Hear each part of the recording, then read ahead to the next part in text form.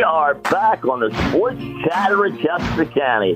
You're listening to WCAT 95.3 on the FM dial. WCAT 1520 on the AM dial. 95.3, WCAT.com, see me worldwide. And you always can follow me on X, the Werndl, WERNDL. Join us right now, the esteemed broadcaster for the Philadelphia Eagles. 50 years in counting, starting the 2026 season, Mr. Merrill Reese. Merrill, how are you today? I am well, Billy. Good to hear from you. Thank you. Merrill, the draft is over. What did you take away from the draft? It was obviously emphasizing offense throughout. I think it was an intelligent draft. I think they drafted for best athlete rather than need, although there were certain needs that were attended to. For example, it seems pretty much assumed that A.J. Brown is going to depart come June. So I think their number one mission was to get one of the top offensive linemen, but that wasn't possible. And rather than pick somebody who didn't belong in that spot, they picked the wide receiver, Mekhi Lemon. And I think he's one of the best. I mean, Our Lad's Guide, to which you were to subscribe to and are one of the founders, said that he was the best wide receiver, the second best wide receiver in the draft. And as a matter of fact, he won the Biletnikoff Award last year as the top wide receiver in college football. So I think that's exciting. I think they picked up a tight end. Again, that becomes not an immediate need so much as a future need, because this is going to be another year where Dallas Goedert is on the final year of a contract and is past the age of 30. And they picked one in Eli Stower from Vanderbilt, who seems to be promising. Then they picked an offensive lineman. And again, he is into the category of a project. I've heard you say that. He's a huge offensive lineman from Miami, Bell, and we'll see what happens from there. They took some shots at other guys. They picked a kind of a gadget-type quarterback from North Dakota State. I don't think I would have done that because I think they've been burned by North Dakota State in the past. And then aside from Carson Wentz, who actually, I'm being a bit facetious, because when they picked Carson Wentz, he was a great pick. He had a great rookie year, and in the second year, he was on his way to becoming the MVP of the league when he got hurt, and then he was never the same. And but he was a good pick.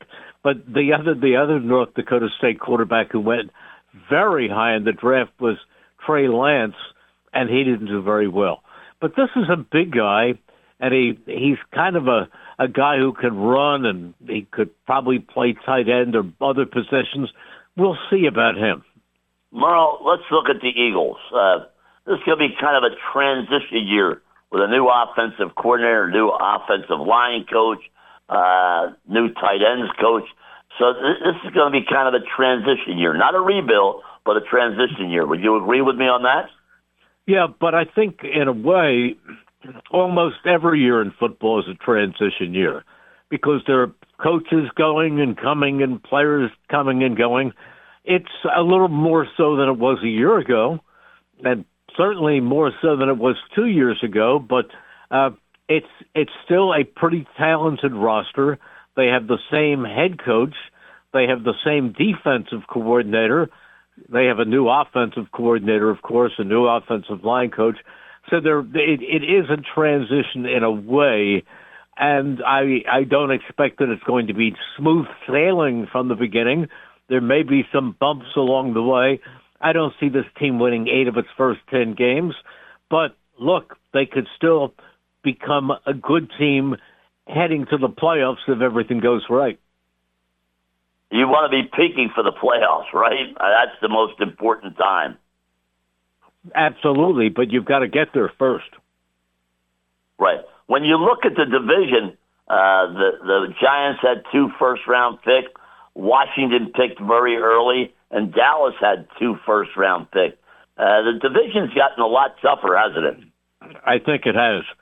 I think Washington is a lot tougher. assuming that Jaden Daniels comes back healthy. He's a very good quarterback, and he was injured so much last year. So I think just in that respect, they're going to be better. Of course, with John Harbaugh up at New York, of course, the Cowboys are really emphasizing defense. They should be better as well, correct? Not sure. I do think the Giants are going to be better just because they have John Harbaugh and because they have a young quarterback who did well, Jackson Dart, last year, and he's going to do better too. And he did well last year. And they've done some things with their offensive line. I think my biggest evaluation change of the Giants really is built around John Harbaugh because I know how good he is. Merle, when you look at this team, the most important part of the team is the offensive line, which was banged up last year. Do you expect these guys to return to form? Dickerson and Juergens had a special operation in the offseason. Lane Johnson's coming off that injury. How do you see this offensive line shaping up as we go towards the OTAs? Well, you're talking about a very talented group of players. You just named them. The big question is, how healthy will they be, and how well will they hold up? And maybe if you gave me a crystal ball, I could try to find an answer, but I don't have one otherwise. We'll see. Merle, an important year for Jalen Hurts because now it's a new offensive coordinator. Wait a minute. Every year is an important year for Jalen Hurts. It's an important year for 32 quarterbacks in the National Football League. They're all important. Now, there are some changes this year that he will have to accept and deal with and hopefully put him in a better position to win. But Jalen Hurts has a remarkable record as a winning quarterback. But, I would just say, to say this is an important year for Jalen Hurts, I think they all are. Merle, when you look at Jalen Hurts' numbers, the one number that jumps out at you is the fewest interceptions thrown by a starting quarterback. He really does make a concerted effort to not throw into coverages, and teams are able to pick it off and take it away from the Eagles. I think that's an important statistic that people lose sight of. He doesn't put the ball up for grabs. It's very wise of you to say that because a lot of his critics, they'll pick on certain things. He doesn't go over the middle enough. If you go into the Eagles auditorium where they hold the player meetings, there are signs all over the place, lists of things in importance. And the top thing in importance is ball security. And his ball security is outstanding, and he's not given enough credit for that. I agree. Merle, how do you think they use Saquon Barkley? Because we saw some glimpses of Tanks Bigsby last year. Do you think Bigsby will get more of a workload this year, or do you think they'll go back to their own style of having Barkley be the workhorse? Well, I think that Barkley is the workhorse. He is, no doubt about it, he is the bell cow back, as they say. But again, he didn't suddenly get slow last year. The offensive line was the problem with that team, and injuries were the main contributor to that. But the offensive line has to be better.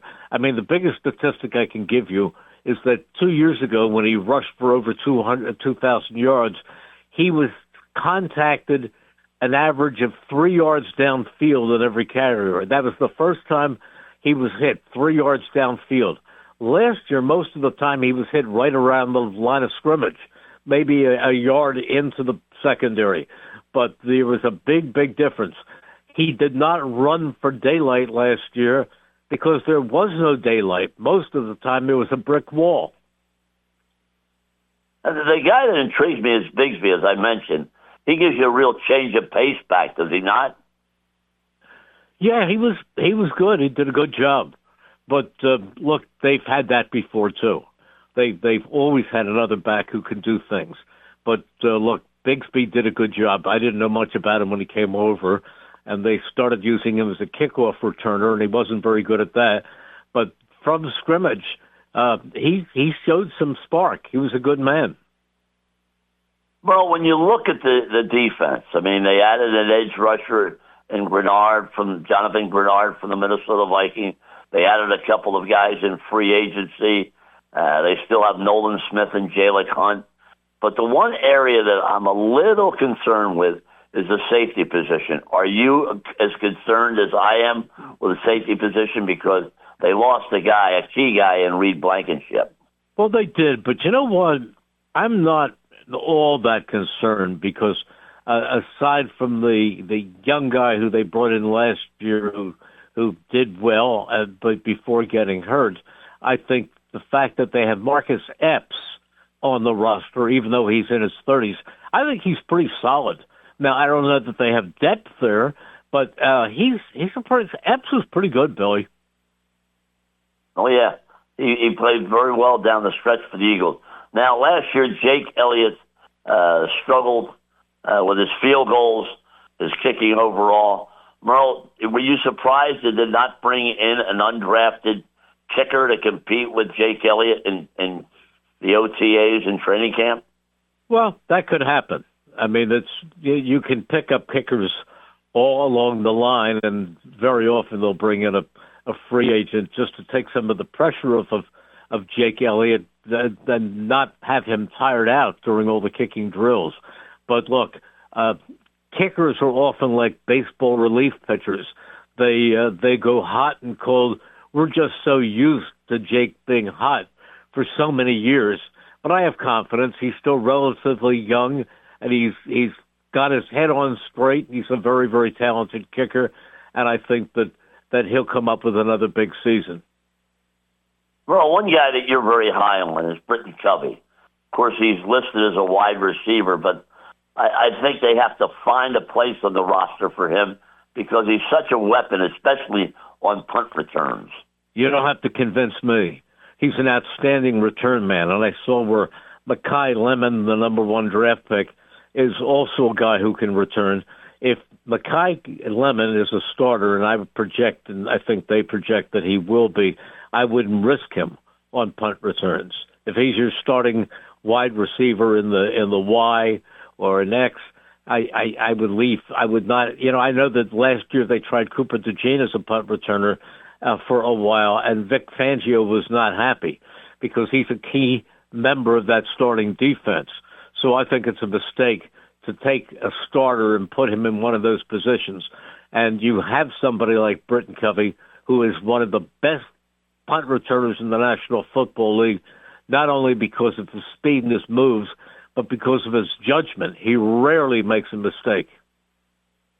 Well, I guess you can't wait to get the season underway. I know the exhibition season will be announced late next month, and then, of course, the regular season gets underway.